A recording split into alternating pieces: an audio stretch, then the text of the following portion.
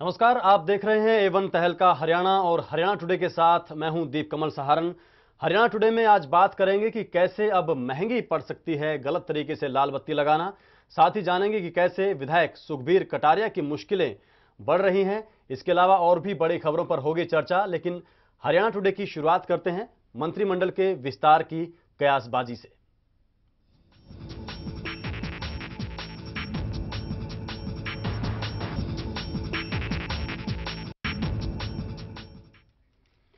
जी हां, प्रदेश सरकार में जल्द ही मंत्रिमंडल का विस्तार हो सकता है। खबर यह है कि मंत्रिमंडल के विस्तार की सभी तैयारियां कर ली गई हैं। हुड्डा मंत्रिमंडल में कई नए चेहरों को शामिल किया जाएगा और मौजूदा मंत्रियों के विभागों में भी फेरबदल किए जाने की अटकलें लगाई जा रही हैं।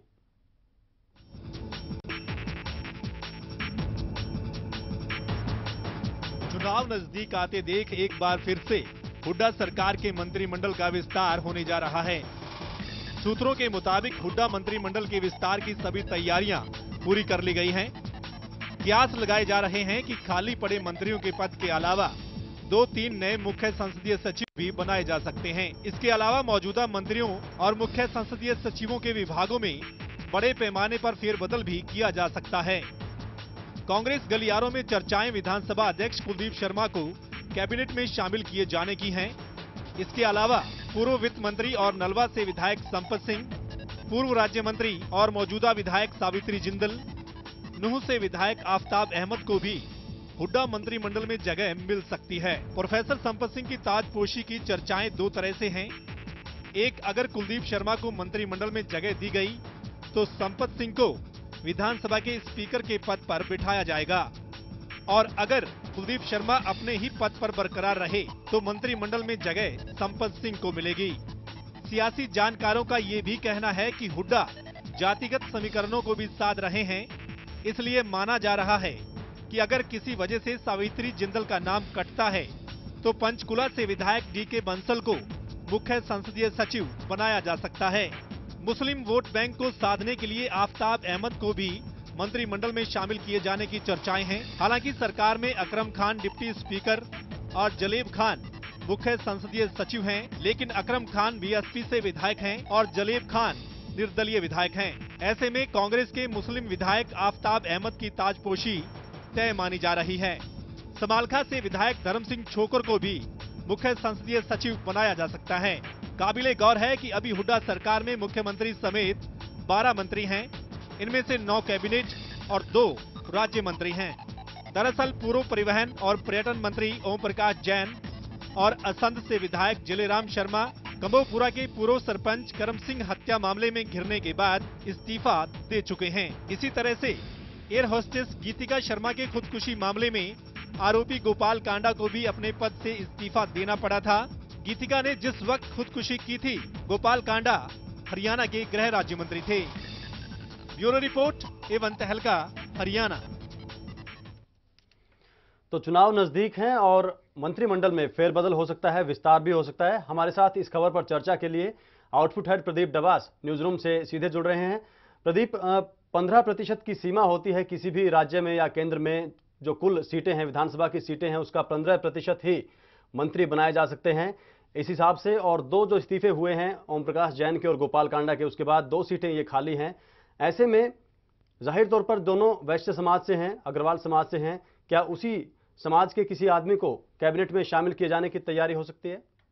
मान के चला जा सकता है दीप कमल, जिस तरह हमने इस अपनी रिपोर्ट में भी दिखाने की कोशिश की है कि चुनाव सिर पर हैं, आने वाले हैं, करीब 1.5 साल का समय कुल बचा हुआ है। ऐसे में हर वर्ग को साधने की कोशिश मुख्यमंत्री भूपेंद्र सिंह हुड्डा कर सकते हैं और करना भी चाहिए, क्योंकि अगर कांग्रेस को मजबूत बना के रखना है और एक पारी और खेलना चाहते हैं भूपेंद्र सिंह हुड्डा, तो ये माना जा सकता है कि हर वर्ग को खुश करने की और हर वर्ग को प्रतिनिधित्व देने की कम से कम सरकार में ये कोशिश की जा सकती है। 1.5 साल पहले जिस तरह से अभी कुछ दिन पहले निगमों के और बोर्डों के चेयरमैन की नियुक्ति की गई है और जिस तरह से अब मंत्रिमंडल विस्तार की चर्चाएं जो आनी शुरू हुई हैं, साफ साफ माना जा सकता है कि कुछ वर्गों को साधने की कोशिश की जा सकती है। क्योंकि अभी हम जिस रिपोर्ट में बात कर रहे थे, वहां अगर जातिगत समीकरणों की बात करें तो बहुत जरूरी है कि एक वर्ग विशेष से, चाहे वैश्य समाज से है, चाहे वो मुस्लिम वोट बैंक को साधने की कोशिश की जा सकती है। तो इसमें अगर हम बात करें आफताब अहमद की, तो आफताब अहमद को मंत्रिमंडल में शामिल किया जा सकता है, क्योंकि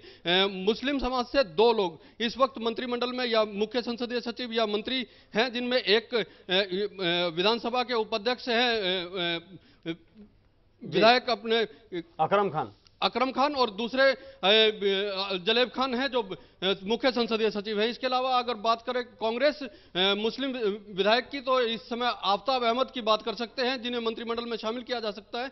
इसके अलावा अगर दीप कमल बात करें सावित्री जिंदल की और डीके बंसल की, अगर सावित्री जिंदल के आसार ज्यादा हैं मंत्रिमंडल में वैसे समाज को प्रतिनिधित्व देने के, तो साथ साथ अगर उनका नंबर नहीं आता है तो डीके बंसल को कहीं चांस मिल सकता है।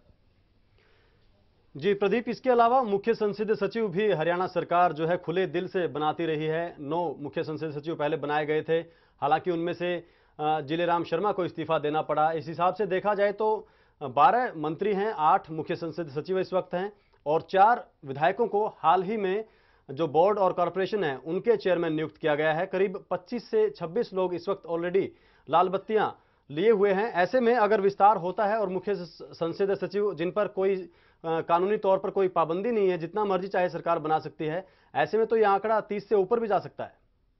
दीप कमल, और सरकार की कोशिश ये रहेगी कि हर वर्ग को कम से कम सरकार में प्रतिनिधित्व दिया जाए, उन हर वर्ग को आगे रखने की कोशिश की जाए, क्योंकि 1.5 साल का टारगेट सरकार मान के चल रही है।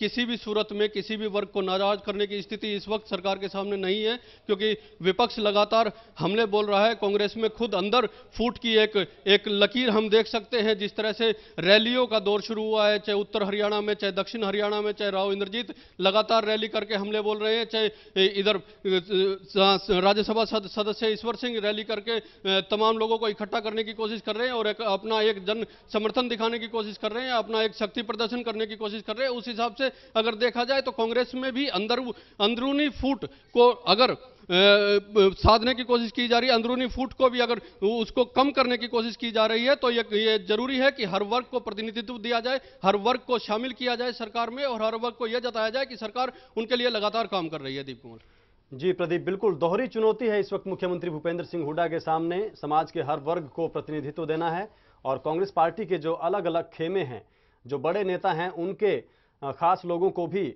इसमें शामिल करना है। सभी नेता जो कांग्रेस पार्टी के प्रदेश कांग्रेस के हैं उन सभी को भी राजी रखना है। प्रदीप, इसमें यह भी जानना चाहेंगे कि जो एक ट्रेलर एक तरीके से हमें दिखा है, बोर्ड कॉरपोरेशन चेयरमैन की नियुक्ति हुई है बड़े लंबे इंतजार के बाद, कई सालों से ये पद खाली पड़े थे, अब आखिरकार उन पर नियुक्तियां हुई हैं, 4 विधायकों को शामिल किया गया है। उसमें तो कोई ऐसा नजर नहीं आया कि चाहे वो कुमारी शैलजा हो या वीरेंद्र सिंह हो या फिर कोई और जो असंतुष्ट नजर आते हैं प्रदेश सरकार से, उनके किसी आदमी को उसमें शामिल किए जाने की कोशिश की गई हो, वहां तो नजर नहीं आया है। आगे कितनी उम्मीद है? 2 चीजें अभी बाकी है, मंत्रिमंडल फेरबदल और प्रदेश कांग्रेस अध्यक्ष का नाम तय करना।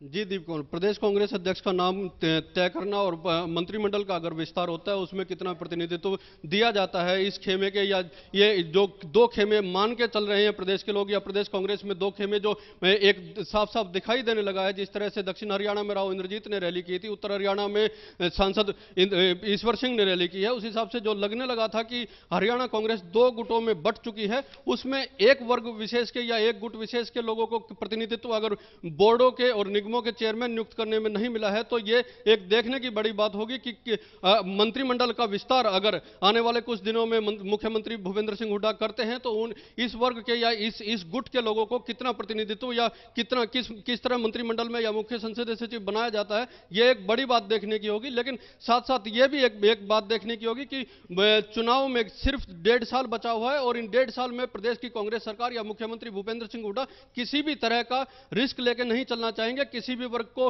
नाराज करना नहीं चाहेंगे, किसी भी वर्ग की नाराजगी वो नहीं झेलना चाहेंगे। यही वजह है कि हर वर्ग को खुश करने की कोशिश की जाएगी। इस मंत्रिमंडल में अगर दो मंत्री भी शामिल किए जाते हैं तो साफ साफ है कि कांग्रेस के जिस तरह से एक नीति रही है हर वर्ग को साथ लेकर चलने की, या कांग्रेस का एक वादा रहा है हर वर्ग को साथ लेकर चलने का, उसमें कहां तक मुख्यमंत्री भूपेंद्र सिंह हुड्डा सफल होते हैं। क्योंकि मैंने पहले भी कहा था, जिस तरह से एक वैश्य समाज को प्रतिनिधित्व दिया जाना इस वक्त जरूरी है, क्योंकि ओम प्रकाश जैन जिस तरह से परिवहन मंत्री पद से इस्तीफा देना पड़ा था, उस वर्ग से कम से कम, और ओम प्रकाश जैन के बाद जिस तरह से गोपाल कांडा को इस्तीफा देना पड़ा था, उस वर्ग से कम एक विधायक को इस वक्त मंत्रिमंडल में शामिल करना मुख्यमंत्री भूपेंद्र सिंह हुड्डा के लिए कहीं ना कहीं हम मान के चल सकते हैं कि जरूरी हो गया है। इसके अलावा जिस तरह से आफ्ताब अहमद को की मैं लगातार बात करने की कोशिश कर रहा हूं कि आफ्ताब अहमद को इसलिए जरूरी हो गया है मंत्रिमंडल में शामिल किया जाना, या एक मान के जो लोग चल रहे हैं कि उनको मंत्रिमंडल में शामिल किया जाना चाहिए, क्योंकि जलेब खान एक निर्दलीय विधायक हैं और इसके अलावा बीएसपी से विधायक को इस समय विधानसभा उपाध्यक्ष हैं। तो बीएसपी और जी प्रदीप जी, बहुत बहुत शुक्रिया इस तमाम चर्चा के लिए। हमारे आउटपुट हेड प्रदीप डबास हमारे साथ जुड़े थे और बता रहे थे कि किस तरीके से टेढ़ी खीर साबित हो सकता है मुख्यमंत्री भूपेंद्र सिंह हुड्डा के लिए तमाम समाज के अलग अलग वर्गों को प्रतिनिधित्व देना और प्रदेश कांग्रेस के अंदर जो अलग अलग नेता हैं, जो अलग अलग सुर में बोलते हैं, उन सभी को भी राजी करना।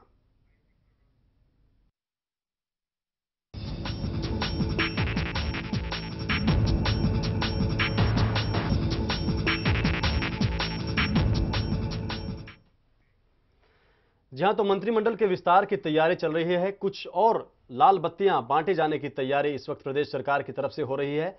लेकिन अगर आपने लाल बत्ती का गलत इस्तेमाल किया, बिना इजाजत के लाल बत्ती लगाई, तो ये आपको कैसे महंगी पड़ेगी, ये भी आपको दिखाते हैं।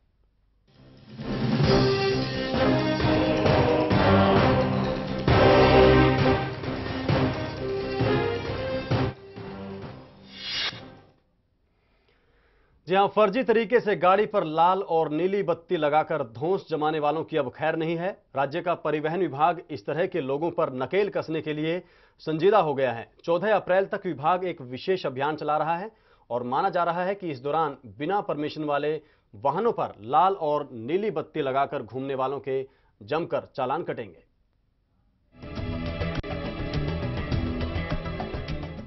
हरियाणा ही नहीं बल्कि पूरे देश में लाल बत्ती और गनमैन रखना स्टेटस सिंबल बन चुका है। अकेले हरियाणा में सैकड़ों ऐसे वाहन हैं जिन पर अवैध तौर पर लाल और नीली बत्तियां लगी हुई हैं। प्रदेश के परिवहन विभाग ने इसी मुद्दे पर 14 दिन की एक स्पेशल ड्राइव शुरू की है। इसके तहत बिना अनुमति लाल या नीली बत्ती लगाने वाले लोगों के चालान किए जाएंगे।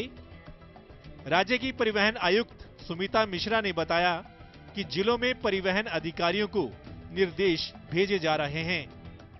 जो अभी हम पहली से 14 अप्रैल तक कर रहे हैं, उसके पीछे मेन मकसद ये एक तो कि जो डिस्ट्रिक्ट्स में कई बार रिपोर्टें आती हैं कि जो व्यक्ति अधिकृत नहीं भी है, बहुत सारे लोग ये लाल बत्ती लगा के घूम रहे हैं, क्योंकि लोकल लेवल पे एक थोड़ा वीआईपी कल्चर कह सकते हैं इसको, वो भी चलता है।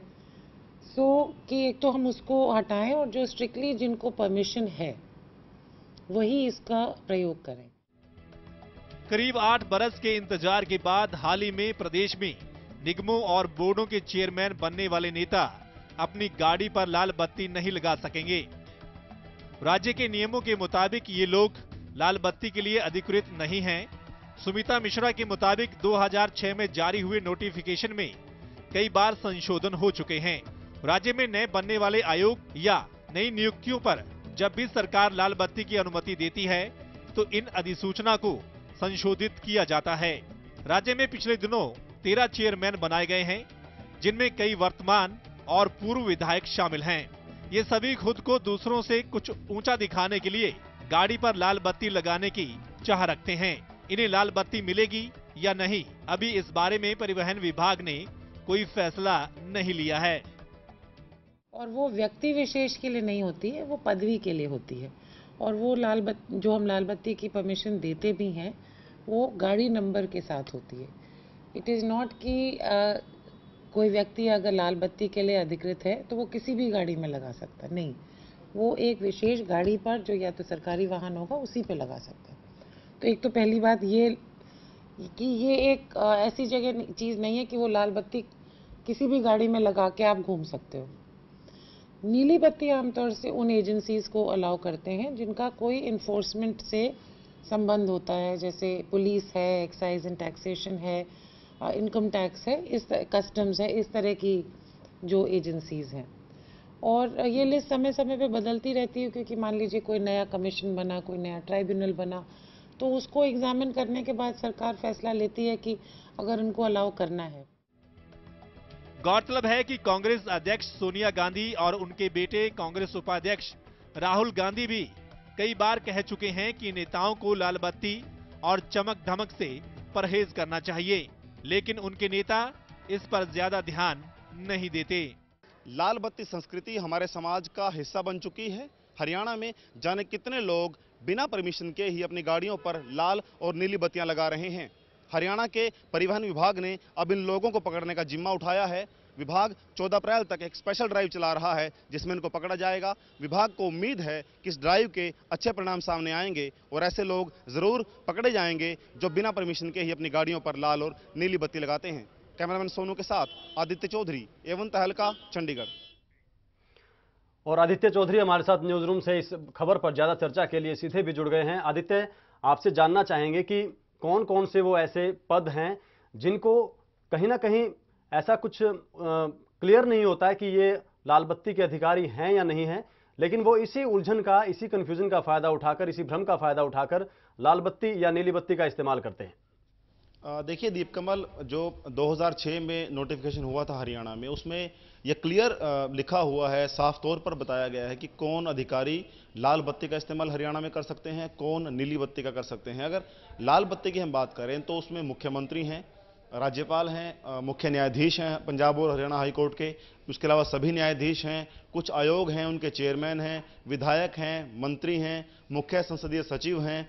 इसके अलावा जो राज्यपाल के वाहन हैं वो लगा सकते हैं, और जो मुख्यमंत्री के काफिले में शामिल गाड़ियां हैं 2 या 3 वो लगा सकती हैं। बाकी जितने अधिकारी हैं, एसपी हैं, डीसीज हैं या डीजीपी हैं, वो भी लाल बत्ती लगा सकते हैं। पर जिला स्तर पर जो डीसी एसपी को छोड़ने के बाद या जो वहां के न्यायाधीश होते हैं, सत्र न्यायाधीश, उनको छोड़ने के बाद जितने भी अधिकारी हैं वो सभी नीली बत्तियां लगा सकते हैं। पर आप अगर देखें तो आप पाएंगे कि ज्यादातर अधिकारी जो जिला स्तर के हैं, एसडीएम भी, वो भी लाल बत्तियां लगाकर घूम रहे होते हैं, जबकि उनको नीली बत्ती की परमिशन होती है।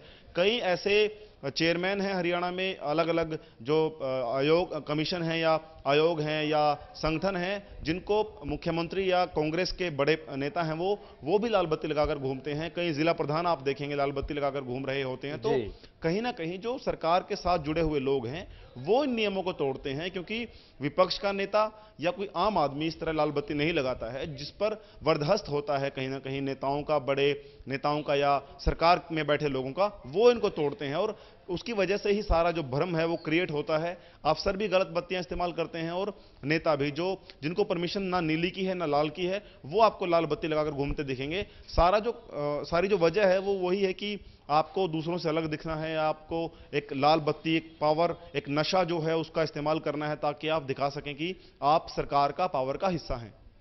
जी बिल्कुल, लाल बत्ती या नीली बत्ती सीधे सीधे पावर का या सत्ता का संकेत है, एक उस ताकत का संकेत है जो सत्ता से आती है, और सत्ता से जुड़े लोग ही इसके दुरुपयोग में सामने आते हैं।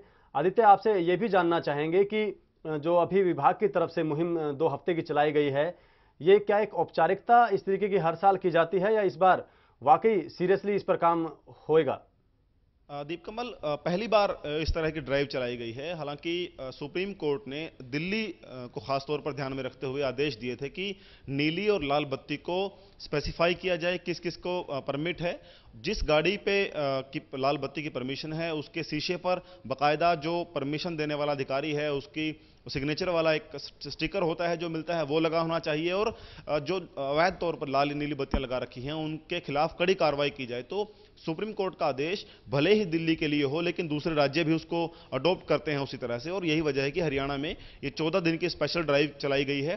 जो सुमिता मिश्रा हैं उनसे हमारी बात हुई, उनका ये कहना है कि कड़े आदेश दिए गए हैं अपने अधिकारियों को कि किसी भी सूरत में कोई सिफारिश ना मानी जाए और किसी भी नेता को बख्शा ना जाए, बड़ा आदमी होना बख्शा जाए जब तक उसके पास परमिशन ना हो। यानी सभी लोगों को जो बिना अनुमति के अपने शीशे पर जो बत्ती लगाने की परमिशन होती है वो ना हो, तब भी चालान कर सकता है आपका। और साथ ही उन्होंने ये भी कहा है कि जिस नाम से, जिस नंबर से लाल बत्ती की परमिशन दी गई है, सिर्फ उसी गाड़ी पर लाल बत्ती की परमिशन मिलेगी, अनुमति मिलेगी। दूसरी गाड़ी पर अगर आपने लाल बत्ती लगा रखी है तो आपका चालान कर सकता है। तो कहीं ना कहीं सख्त निर्देश उनकी तरफ से हैं। पर जब हम कह सकते हैं कि आप सामने जाकर, जब जिला स्तर पर जाकर इन आदेशों की पालना किस तरह से होगी और किस तरह से वहां पर दबाव काम नहीं आएगा, इस पर हम बहस कर सकते हैं। और ये बड़ी बात है कि अगर आप जिला स्तर पर भी या ब्लॉक स्तर पर भी इन आदेशों को उसी कड़ाई से लागू कर पाएं जिस कड़ाई से आदेश लागू करने की बात यहां पर मुख्यालय से की गई है। जी आदित्य, आप हमारे साथ बने रहिए। एक दूसरी खबर पर भी आपसे चर्चा करेंगे, लेकिन लाल बत्ती को लेकर इस वक्त प्रदेश सरकार गंभीर दिख रही है। 2 हफ्ते का विशेष अभियान चलाया गया है और कहीं ना कहीं कोशिश यही है कि गलत इस्तेमाल ना हो, बेवजह कोई धौंस ना जमाए जिसको इसका अधिकार ना हो वो। और इससे बड़ा पहलू एक सुरक्षा से जुड़ा हुआ भी है। एक आपराधिक प्रवृत्ति के लोग भी लाल बत्ती की आड़ में पुलिस जांच से बच जाते हैं। इस पर भी चर्चा करेंगे, लेकिन इसके अलावा एक दूसरा मामला भी अब सुरक्षा के मद्देनजर उठाया जा रहा है, कदम उठाया जा रहा है। अब आपराधिक मामलों में दोषी पाए गए और संगीन अपराध में वाहन का इस्तेमाल किए जाने पर आपका ड्राइविंग लाइसेंस रद्द हो सकता है। इस बारे में भी विभागीय अधिकारियों को आदेश दे दिए गए हैं कि जो लोग आपराधिक मामलों में शामिल पाए जाएं या फिर संगीन अपराध में जिस वाहन का इस्तेमाल वो करते पाए जाएं, तो उनका ड्राइविंग लाइसेंस रद्द कर दिया जाए। राज्य सरकार संगीन अपराधों में शामिल रहे लोगों के ड्राइविंग लाइसेंस रद्द करने जा रही है।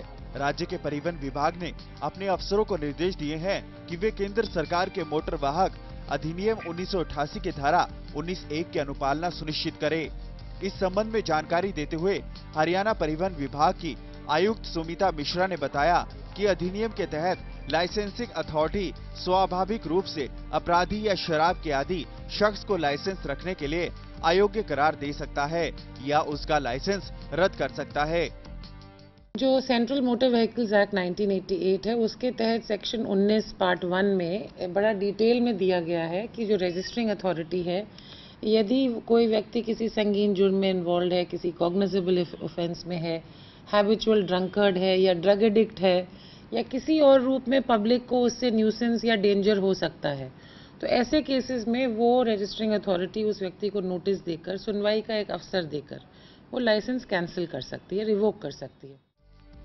मिश्रा ने बताया कि आदेश का पालन हो, इसके लिए क्षेत्रीय परिवहन प्राधिकरण के सचिवों, सभी उपमंडल अधिकारी, सह अनुज्ञापन प्राधिकारियों को लिखित निर्देश भेज दिए गए हैं। ये पहले हमने यहाँ पे मीटिंग की थी एक मेरे स्तर पे, और फिर उसके बाद ये पुलिस के साथ जॉइंटली कर रहे हैं। तो पुलिस ने भी निर्देश दिए हैं, हमने भी अपने सेक्रेटरी आरटीएस को निर्देश दिए हैं कि ये जॉइंटली हर जिले पे ये चेकिंग की जाए। एवन तहलका हरियाणा के लिए चंडीगढ़ से आदित्य चौधरी की रिपोर्ट। तो परिवहन विभाग सख्त दिख रहा है लाल बत्ती या नीली बत्ती का गलत इस्तेमाल किए जाने पर, और ऐसे लोगों के खिलाफ जो कि बार बार अपराधों में शामिल पाए जाते हैं या फिर अपराध करते वक्त गाड़ी का, वाहन का इस्तेमाल करते हैं, उनके भी ड्राइविंग लाइसेंस रद्द करने के लिए आदेश विभाग के अधिकारियों को दिए गए हैं। आदित्य चौधरी हमारे ब्यूरो चीफ हमारे साथ न्यूज रूम से लगातार बने हुए हैं। आदित्य, किस तरीके के अपराधों में लाल बत्ती या फिर अवैध ड्राइविंग लाइसेंस का इस्तेमाल पाया जाता है आमतौर पर, जिससे इस तरीके की सख्ती किए जाने पर उनमें कमी आएगी? दीप, सुमिता मिश्रा से हमारी बात हुई है तो उनका ये कहना है कि ये कानून पुराना है पर इसके बारे में ज़्यादा लोगों को जानकारी नहीं है।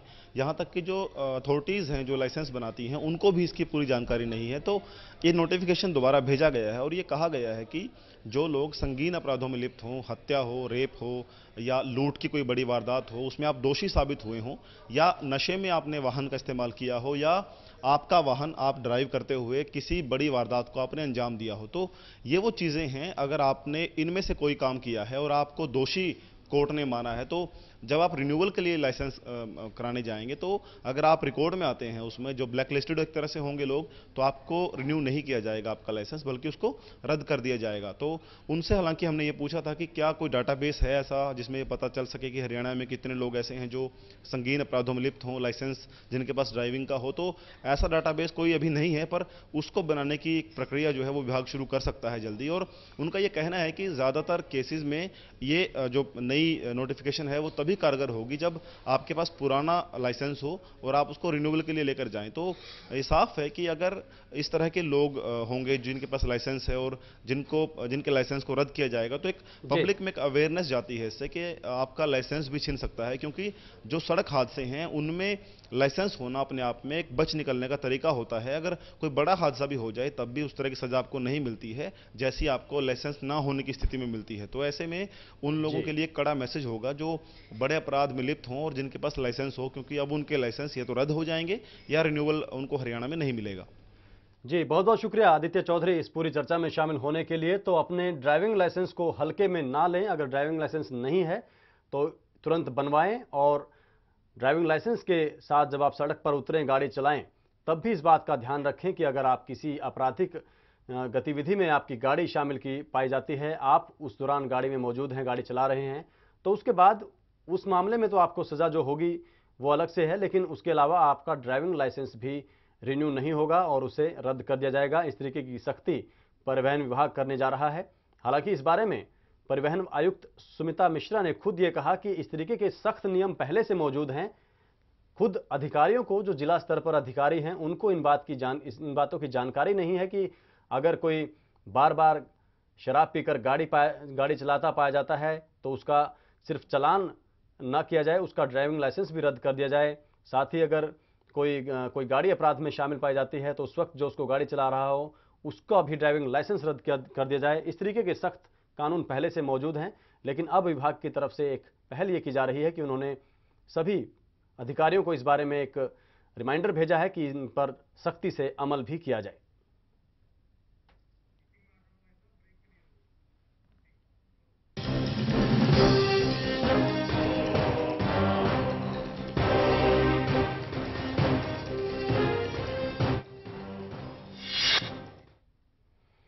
यहां रुकें एक छोटे से ब्रेक के लिए। हरियाणा टुडे में बड़ी खबरों पर चर्चा जारी रखेंगे।